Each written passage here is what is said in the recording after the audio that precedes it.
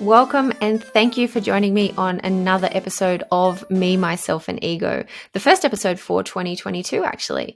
I hope you had a fantastic new year and you're all pumped and excited to make this year something truly amazing for you. Remember, this year will be no different to the last unless you do something different. As I mentioned in the last episode, the flick of a clock or the date changing on a calendar won't change your life or the trajectory it's on. You have to make the changes.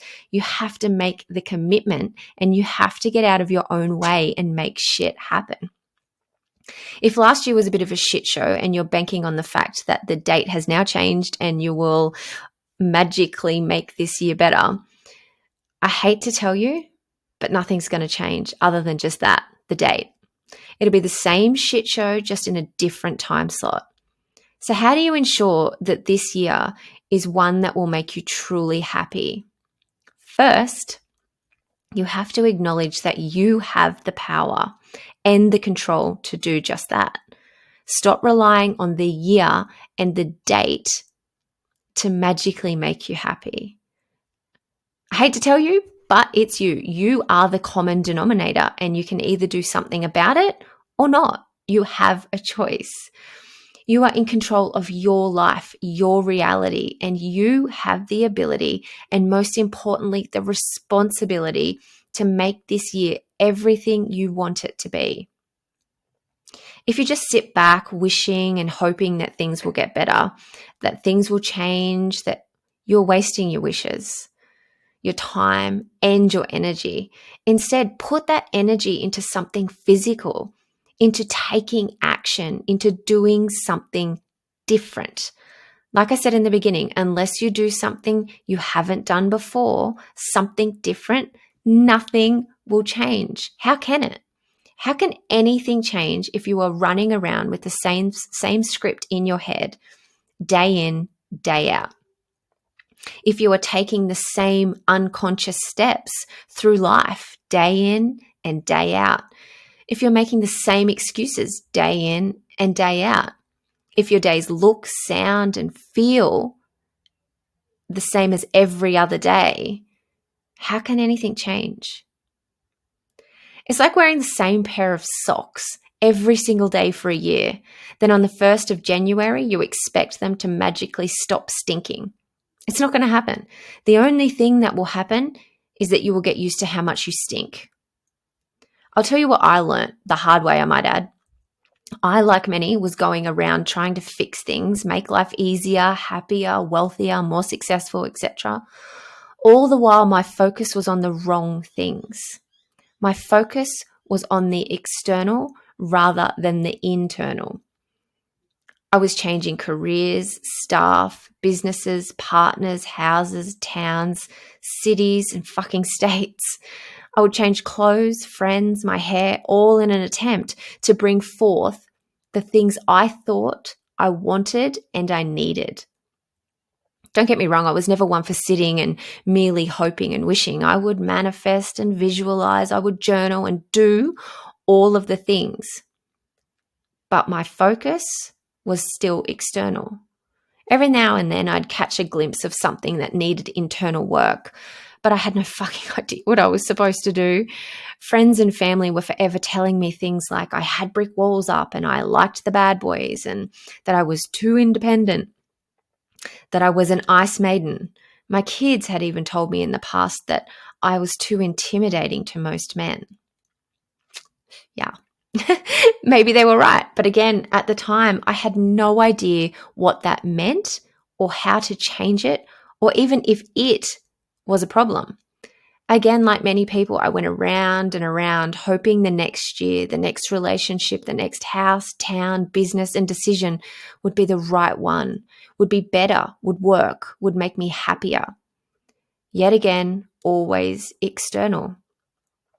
It wasn't until until I was truly ready, to face my truth, to stop running, to stop hiding, to get really uncomfortable, and more so to acknowledge that I was already really uncomfortable, that I was sick and tired of my own shit, my own repeated patterns, that I actually stopped, almost dead in my tracks, and realized that everything I was doing was keeping me stuck, keeping me in the cycle of misery, pain, and stress, keeping me so far from the life I craved but was too afraid to acknowledge.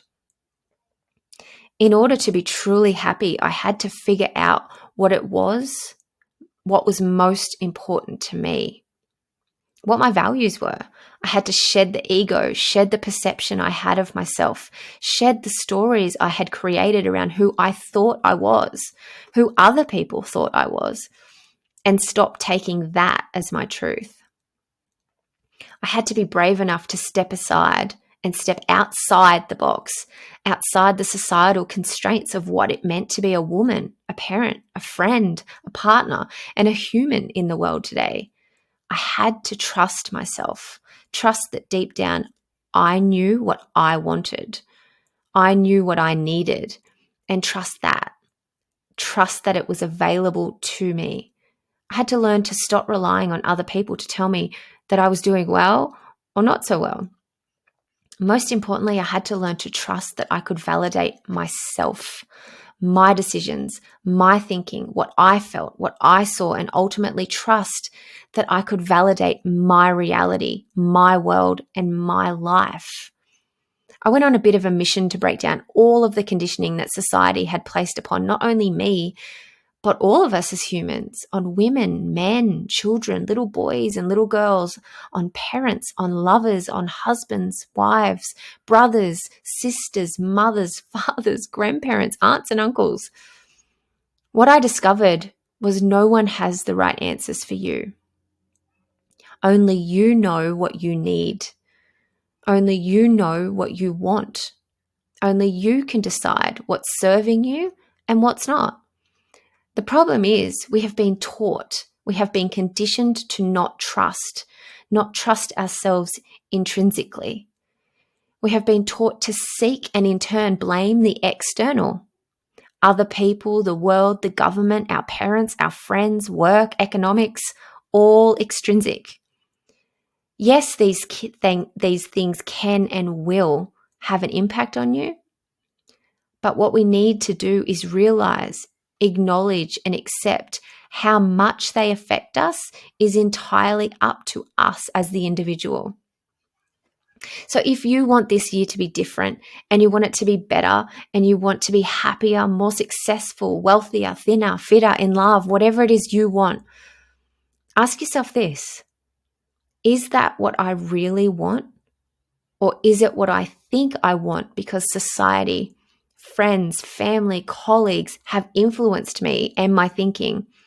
Is it a story? Is it conditioning? If that's the case, then remember, you have allowed them to influence you. So remove the blame and get on with it. If moving forward you have figured out what you really want, what your truth is, then you have to make sure that every decision you make, every choice you are faced with, is aligned with just that, aligned with your truth, who you are and what your values are. Not who you think you need to be, not who you have tried to be for others, but who you really are. Despite what others might tell you, you don't need motivation. You need to figure out what your values are. Your values will drive your priorities and get you what you want, but only if you know what they are. To figure out what your values are, look around, be brave enough to feel what makes you happy, what's most important to you, what makes you feel safe. Ditch the external voices. Lean into your internal voice, your intuition, and you will find your values. You will find your truth, and you will have everything you desire. I hope you have enjoyed yet another short, sharp, sweet episode of Me, Myself, and Ego. If you have and you want to hear more, or you want me to address something or discuss something or know my opinion on something, you can reach me at hello@kimjamieson.com.au or on my socials. Feel free to message me on there. If you've liked it, don't forget, like, subscribe, review, and share the love. Thanks for tuning in, and I'll see you in the next episode.